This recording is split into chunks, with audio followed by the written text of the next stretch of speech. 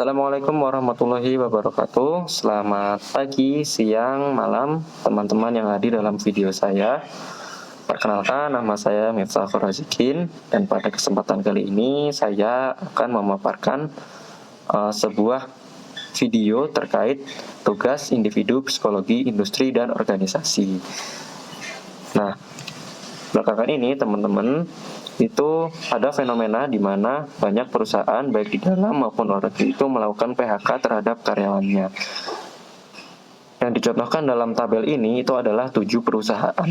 6 itu perusahaan teknologi dari luar negeri dan 1 perusahaan dari Indonesia, yaitu PT Pos Indonesia, di mana mereka itu melakukan PHK terhadap karyawannya karena ada suatu hal. Nah, Google sendiri itu mem-PHK 200 karyawannya dari divisi sales dan partnership.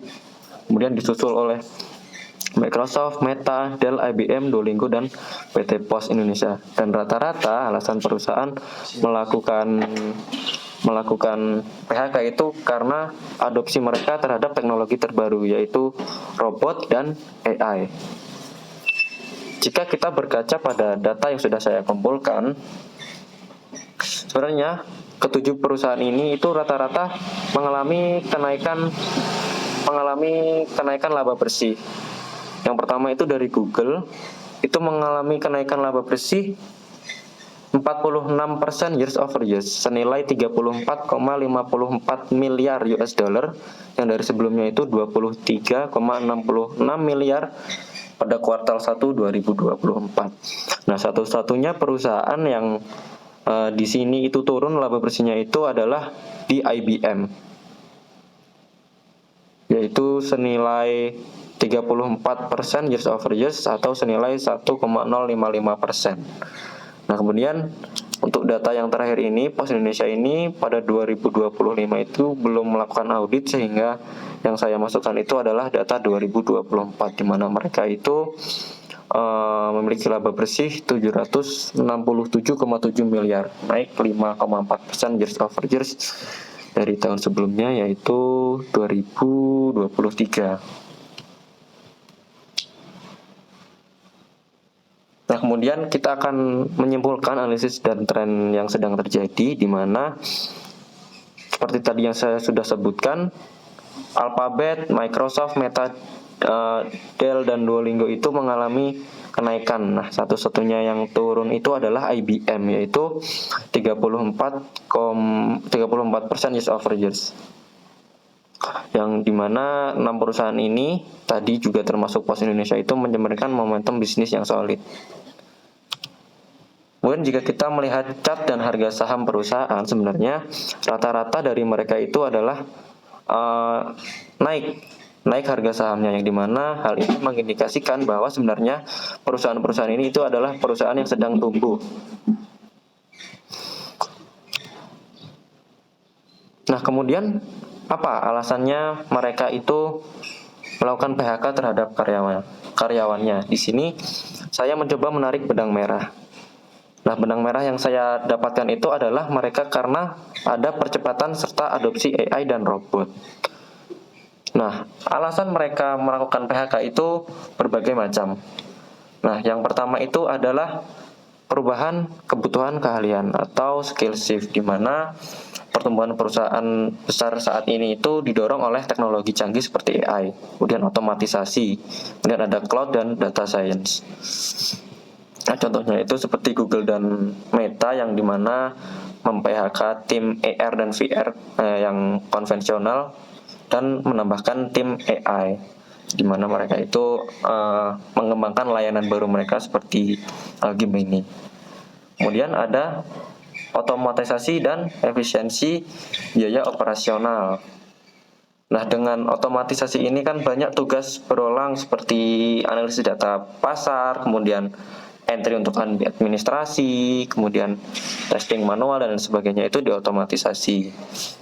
Hal ini tuh menggantikan ratusan pekerjaan administratif atau lini-lini produksi ringan yang sifatnya itu berulang, digantikan dengan robot dan software.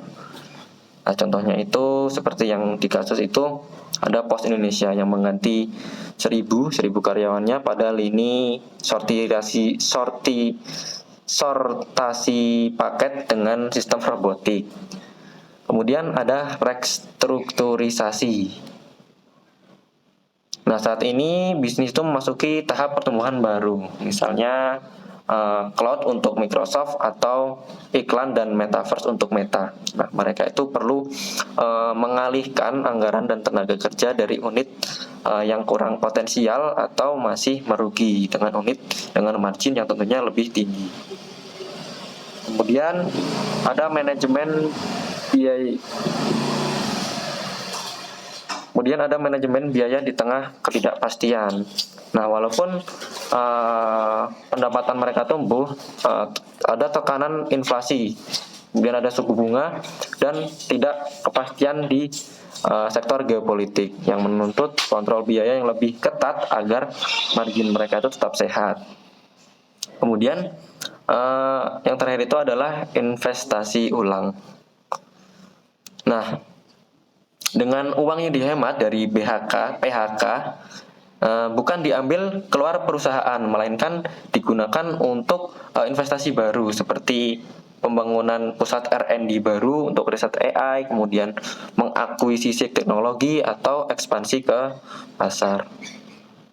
Nah, perlu diketahui teman-teman, PHK di perusahaan yang sedang tumbuh itu bukan semata-mata karena adanya krisis, melainkan adalah cara mereka untuk mempercepat transformasi, menggantikan fungsi yang bisa diotomatisasi dengan memfokuskan talenta pada prioritas bisnis baru dan menjaga fleksibilitas biaya di tengah dinamika ekonomi global.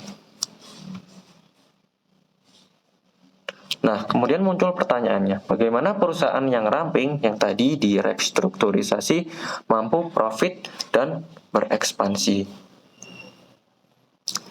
Yang pertama itu adalah karena ada capital efisiensi dan reinvestment, di mana dana hasil efisiensi seperti gaji dan overhead yang dihemat itu dialokasikan kembali seperti yang sudah tadi saya katakan ke proyek-proyek pertumbuhan untuk R&D baru seperti AI, kemudian ekspansi ke data center, ada juga mengakuisisi startup dan lain sebagainya.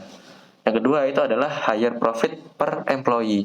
Nah, dengan mengurangi peran-peran yang sifatnya itu repetitif, karyawan yang pekerjaannya repetitif dengan sedikit karyawan seperti engineer dan data scientist, itu rata-rata nanti pendapatan per pekerja itu akan lebih naik sehingga dapat efisiensi. Kemudian yang ketiga itu adalah agility dan kecepatan pengambilan keputusan. Nah, dengan struktur organisasi yang tipis itu memungkinkan jalur komunikasi itu lebih pendek sehingga untuk pengambilan keputusan itu lebih cepat, dan juga hal ini kan akan meningkatkan respon yang gesit terhadap peluang pasar yang baru tentunya. Kemudian yang terakhir itu adalah outsourcing dan partnership. Nah, alih-alih perusahaan itu menambah divisi baru, perusahaan ini kerap bermitra dengan pihak ketiga, seperti contohnya itu ya outsourcing untuk memanfaatkan keahlian eksternal. Nah, juga hal ini kan untuk meminimalkan biaya overhead. Nah, kemudian muncul juga pertanyaan jenis-jenis pekerjaan seperti apa yang akan digantikan oleh AI. Nah, di sini saya sudah merangkumnya beberapa teknologi yang mungkin akan menggantikan pekerjaan. Yang pertama itu adalah robotic process automation atau RPA. Nah, pekerjaan yang akan digantikan itu contohnya adalah pekerjaan entry data, pemrosesan faktur, kemudian ada pelaporan rutin. Kemudian di sini juga ada chatbox dan virtual assistant, yang dimana ini bisa menggantikan customer service, kemudian helpdesk, serta untuk penulisan konten. Nah, cara kerjanya itu adalah dengan memproses input teks seperti ChatGPT atau Cloud, lalu menghasilkan respon koheren secara real time. Kemudian ada juga computer vision dan robotika. yang bisa digunakan untuk sortasi paket dan pengepakan, pengecekan kualitas secara manual. Nah, mungkin cara kerjanya itu menggunakan kamera dan sensor. Nah, kemudian ada AI powered data analysis dan reporting tools yang digunakan untuk menganalisis data dan pembuatan laporan rutin. Dan yang terakhir itu adalah AI driven software testing and DevOps automation, yang dimana pekerjaan yang akan digantikan itu adalah QA manual, penulisan dan eksekusi dan lain sebagainya. Kemudian muncul pertanyaan lagi, apakah robot atau AI ini mampu menggantikan pekerjaan manusia? Jawabannya adalah A. Sesuai dengan apa yang sudah dipaparkan sebelumnya, robot dan AI itu mampu menggantikan pekerjaan manusia, bahkan lebih efisien jika kita sebagai perusahaan itu mempekerjakan sedikit karyawan untuk menggunakan robot atau AI ini. Nah, contoh pekerjaannya ini tentu adalah pekerjaan yang berulang, artinya adalah pekerjaan yang dilakukan sama setiap harinya seperti sortirisasi dan sebagainya, kemudian sifatnya beraturan ataupun berbasis data.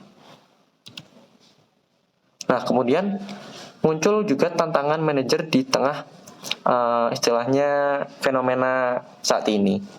Nah, tantangan bagi manajer yang pertama itu adalah tentang kesejahteraan dan keterlibatan karyawan, karena kan seperti yang sudah kita ketahui, pekerjaan mereka itu diambil alih oleh robot dan AI.